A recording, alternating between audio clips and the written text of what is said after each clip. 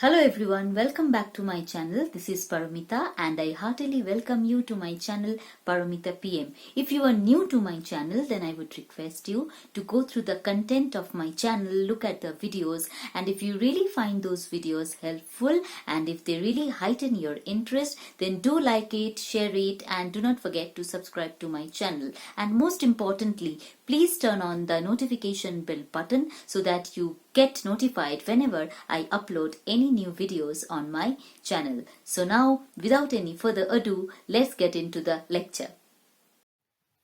In this lecture, I'll be discussing Ernest Hemingway's famous iceberg theory, also known as theory of omission. With regard to his iceberg theory, Ernest Hemingway said, I quote, I always try to write on the principle of the iceberg. There is 7/8 of it underwater for every part that shows. This quote is very, very important in understanding what Ernest Hemingway aimed at when he came up with his iceberg theory. And the picture is quite self-explanatory with regard to this theory. Let us have a look at the picture of this iceberg and try to figure out what this picture actually implies. Hemingway had this iceberg theory regarding writing. He came up with this style of writing. So, why has he used the term iceberg? Because when we read Hemingway's short stories, he only provides us with facts, information, just the data, those hard facts that represent just the tip of the iceberg floating above water. But if we look at the picture very carefully, we shall see that the major part of the iceberg is below water, which means that only those facts or those information without which the story cannot start, only those information or only that little bit of information is provided to readers by Hemingway. As far as the part of the iceberg below the water is seen, it represents the underlying significance of the story. It comprises the theme of the story, something that is not explicitly mentioned by Hemingway. So it is the base or this major part of the iceberg which provides the supporting structure to the story, and therefore it is kept beneath the water, out of sight from the reader, which means Hemingway wants his readers to figure out this supporting structure, to figure out the underlying meaning of the story, the underlying theme in the story, and he doesn't make any attempt to make the theme explicitly clear in his story, and therefore he prefers to keep it out of sight from the reader, because he wants his readers to come up with their own interpretations. He wants his readers to figure out this major part of the iceberg that represents the theme of the story, and this theme may consist of symbols, literary devices, and it is by figuring out this major part of the iceberg that remains hidden from the reader that makes his story so very interesting, and also contributes to heightening the tension in the story. So this is Hemingway's iceberg principle, which we already saw in the preceding slide. This is the surface meaning, which means only one part, 1/8 part, is on the surface, and it is just, that part of the story which is required to frame it. The deeper meaning or the underlying meaning remains hidden in Hemingway's short story. As far as his iceberg theory is concerned, when we read his stories, we find that Hemingway's short stories are very brief. It it is very, in fact, it is very, very brief. Sometimes his stories, contain just a few words. It's very realistic in nature, therefore true to real life. It's rhythmic, clear, immediate. It's written here in the moment, which means it sticks to the facts, but it lets the reader interpret. The author makes no attempt to clarify, to the readers through his description the themes or the embedded themes. The themes are left to be discovered by the reader. Therefore, in order to interpret Hemingway's writing, it is very, very essential on the part of the reader to look at these following aspects, especially symbols, because Hemingway's short stories are, full of symbols. Then allegories. What is the tone or the mood of the story? What is the setting of the story, and what are the literary devices that have been used by the author, and the words that he has employed in his stories, the language that he has used in his stories. So in order to comprehend the actual meaning of the story, although this meaning of the story, is not fixed as far as Hemingway's short stories are concerned, and therefore he never concludes his stories in his own way. He leaves it to his readers to come up with their own interpretation, to look at his story, to figure out the meaning of his story from their own unique perspective. So basically, what we find when we read Hemingway's stories, we find that they are very, very factual, they are very realistic and brief at the same time. But it is this, brevity of his short story that heightens the tension, and that also, enhances the interest of the readers, to interpret it in their own way. Let us have a look at this picture once again. So 1/8 only, 1/8 part of the story is visible to the readers, which is on the surface. And what does this 1/8 part of the story consist of? It only consists of the language, the words, the tone of the story, and the gestures, the actions, the movements, the incidents that take place in the story. As far as the underlying meaning of the story is concerned, that deep structure or that supporting structure or the foundation, of the story, that represents the major part of the iceberg that remains below the water, beneath the surface. And what does this deep structure consist of? It consists of beliefs, values, prejudices, experiences of the characters, fears, dreams, feelings. So a reader has to try to figure out, the reader has to, take the attempt or take the initiative to figure out what are the beliefs that lie beneath the surface. What do the experiences of the characters, imply? Because nothing will be clearly stated by the author. Therefore, it is the responsibility of the reader to figure out this deep structure underneath. The fears, the dreams, the feelings, in fact, the conversation that takes place between characters. What does it signify?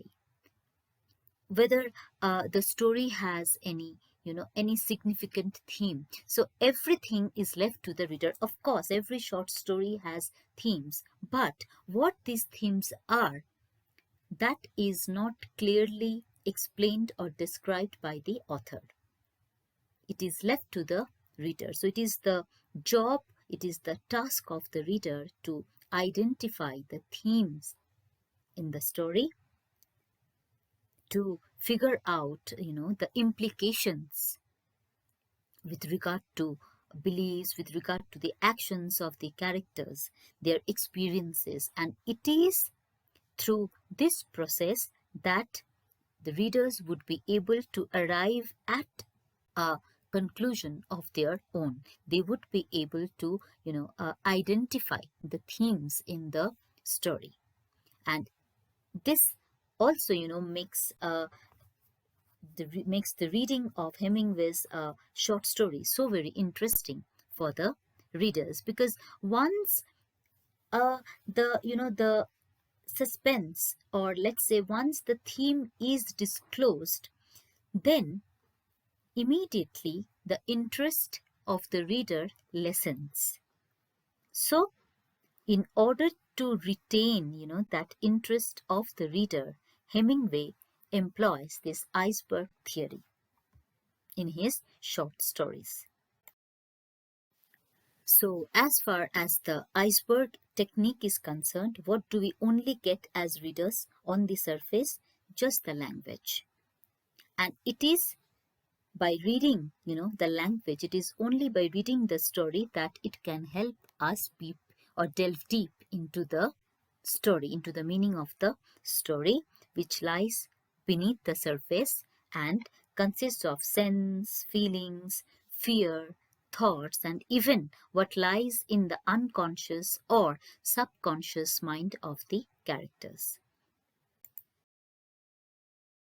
Now, let us have a look at the definition of this iceberg theory or theory of omission. So from the word omission, we can immediately understand that something is omitted by the author. By omitting certain parts of a story, a writer actually strengthens that story. This simply means that by keeping certain things hidden from the readers, the writer strengthens that story and also heightens the interest of the reader.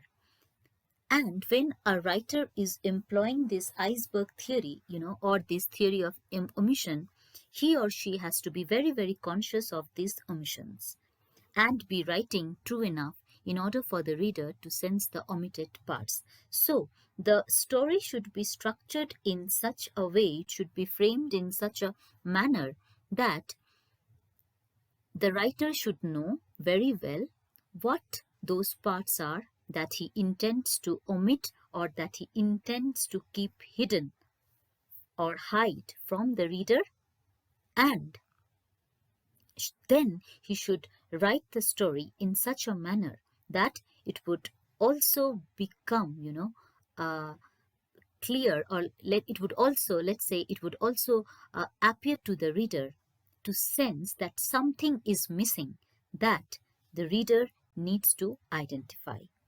So when the reader senses the omitted parts, those parts of the story that are not explicitly stated by the author, when the reader becomes conscious that yes, something is missing, and therefore in order to arrive at a conclusion or in order to comprehend the story, it is very, very essential for the reader to identify those omitted parts. Then that would finally contribute to a greater perception and understanding of the story. And it is only by identifying these hidden parts of the story that the reader would be able to comprehend the story and also develop a certain perception about the story, about the theme as well. And this would lead to a successful reading of the story. So to put it simply, Iceberg Principle or theory of omission, we can say that what Hemingway does in his short stories is he simply strips everything. but the bare essentials. So he removes those essential parts that are very, very integral to the understanding of the story, because he leaves it to his readers to identify them, to figure out on their own. Only the bare essentials, from his stories and novels that are only needed, to write the story or to, frame the story, leaving readers to sift through the remaining dialogue and bits of narrative on their own. So it is entirely the reader's responsibility to go through the dialogue, to read the story on his own and try to figure out that is not mentioned or that is kept hidden in the story. And why does Hemingway, employ this iceberg principle or this theory of omission? Because Hemingway always believed that perfect stories conveyed far more through subtext than through the actual words written on the page. So what he means by that is if we disclose everything to a reader, then it would not heighten the interest of the readers. It would not be able to retain the interest of the readers. So we can only consider those stories to be perfect ones, or we can convey stories, only if we hide certain parts of the story. If everything is written on the page, then it would never make the story an interesting one. Therefore, it's very, very necessary to hide, certain information from the reader and let the reader come up with his or her own interpretation. Therefore, the more a writer strips away, which means the more a writer hides information from the reader, the more powerful the story becomes or the iceberg becomes. Therefore, Hemingway applies this iceberg principle to all his stories, where we only get some information on the surface. That is, very little, about the story is visible on the page. As far as the theme is concerned, as far as the underlying significance is concerned, everything is left underwater, unsaid. And then it becomes the responsibility of the reader to figure out on his or her own that part of the story that is left underwater, or that is kept hidden from the reader. And this is one of the reasons, that make Hemingway's short stories so very interesting, and it also confuses the readers at the same time, because like I said, it remains open-ended. Therefore, different readers would come up with their different interpretations. And herein lies, the popularity of Hemingway's short stories. So with this, I come to the end of this lecture. I hope I have been able to explain this iceberg theory, and I hope that you find this lecture helpful. So if you feel that this explanation or this very lecture would help you in understanding, or it would help you in reading Hemingway's short stories, then please do like it, share it, and do not forget to subscribe to my channel. Thank you so much for watching.